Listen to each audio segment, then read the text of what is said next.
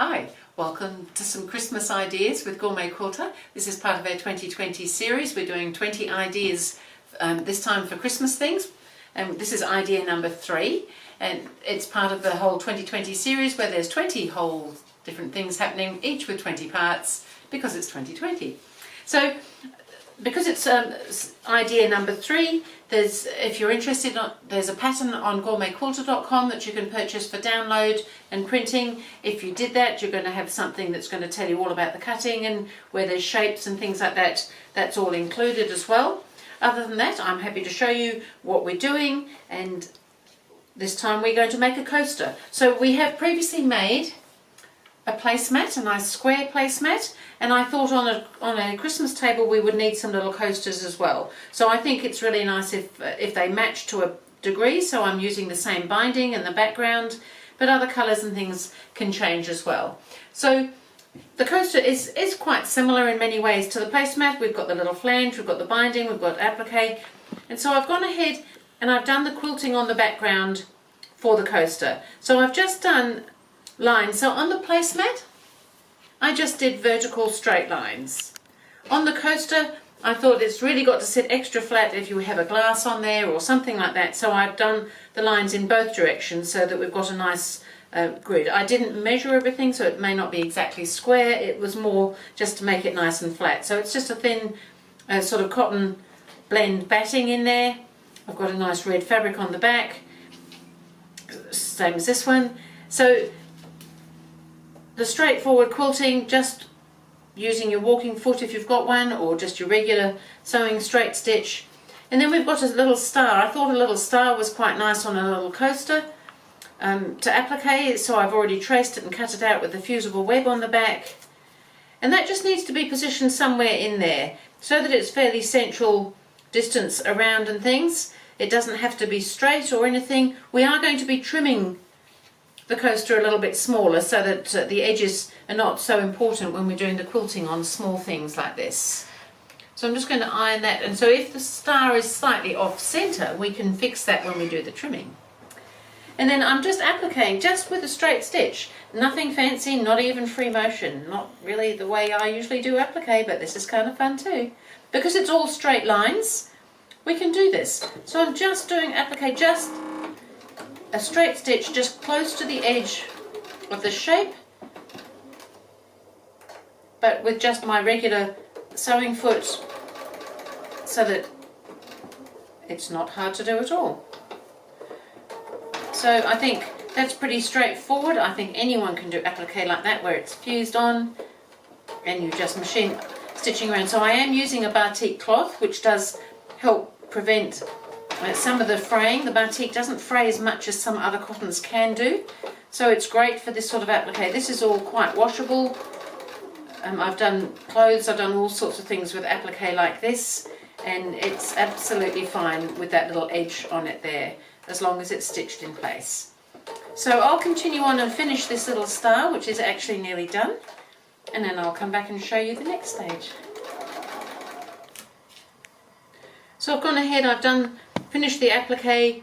I forgot to mention I did use a matching colour, which is also something I don't often do with applique. I often do a contrast colour, but I've used a matching colour on the back to the back fabric so that you really can't see the stitching because it's done after the quilting.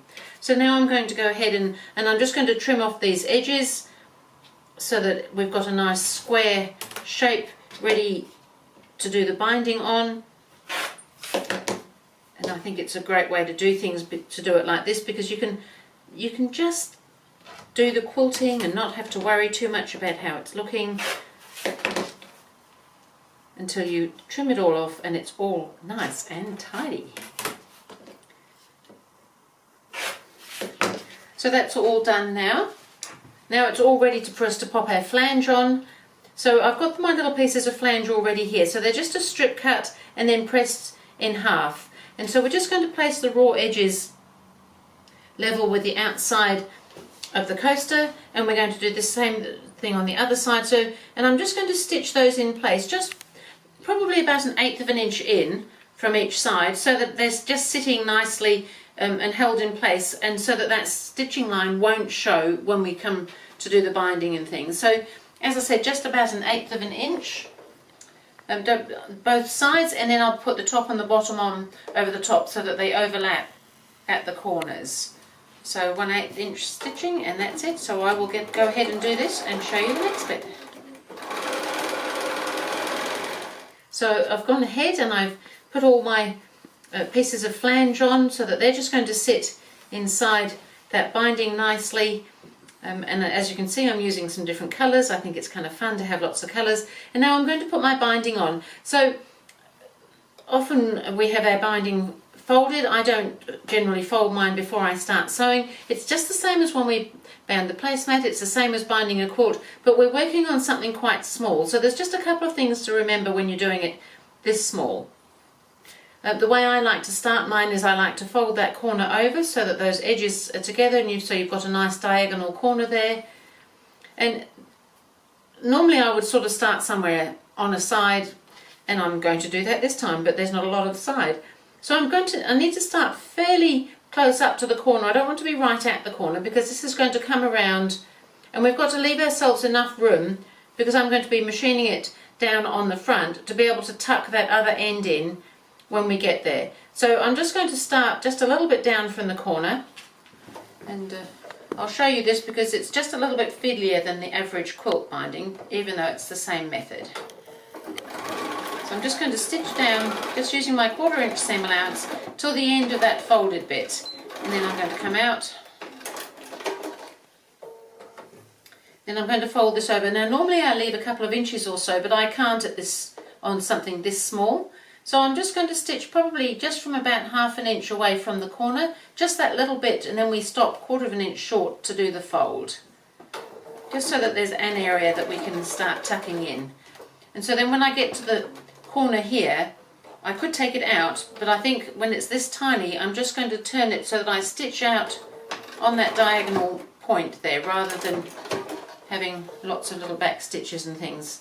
So if you can see, I've just done a little bit of a seam and then angled out so that when I now fold my corner, I've already got that stitched into the corner there. So we fold it, and then we fold it back to come along the straight bit, and this next fold is level with that raw edge there. So this should be a diagonal fold underneath and a fold just there, and then these raw edges come along here, and we do all the corners the same way. So I'll just start stitching here and go along, and then I stop short again, that 1/4 inch, stitch out into the corner and fold, etc. So I'll go ahead and do all the corners and show you how I just tuck in at the other end. So this is my last corner. I've done the foldy bit in there, and I'm just stitching along, and I've just got to tuck that in to that little space that we left there, which isn't very large. So we'll come down till we nearly get there. And then when I know that I've got to start tucking that in, I'm going to trim that off so that it's just a little bit shorter than where I started sewing, so that it'll sit within.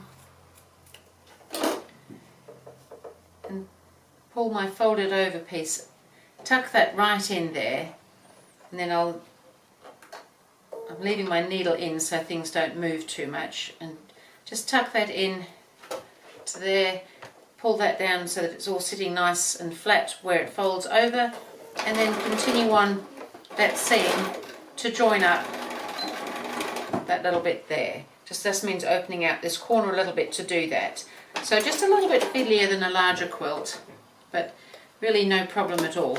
And then often when it's something small like this, it just feels a little bit bulky. So sometimes I just trim where it's overlapped, just a little bit, just to get some of that bulk away, so that when we flip that binding around, it won't be too bulky at the join. It'll still be a little bit bulky, but not too bad. So what we've got now, because I'm going to be machining my binding down, you might prefer to do it around the other way so that you hand sew to the back, of course, and you can do it that way. So I'm just going to start stitching all of this down. I just need to trim a couple of threads away here. For no particular reason, I'll start where the join is. It doesn't have to be started and stopped there. So I'm just going to overlap that so that the flange is sitting nicely, probably just slightly under 1/4 inch of the flange showing. So again, starting sort of in the middle of the side rather than at a corner, so that we can fold those corners in to make that nice little mitre. So we can bring that all straight down here, straight over this join that's here. And if we bring that fold straight down, sorry, just another thread there, then that edge straight down, we should be able to then fold that up. And you may want to pop a pin in to hold that in place, but that should give you a really nice mitre at that point. So you could put a pin in if you want to hold that, so that you can sew right up to it and onto it. So once your needle's onto this side, leave the needle down and you can pivot. Now I like to just do a little back stitch for no particularly good reason. I just think it helps it sit nicely on the corners.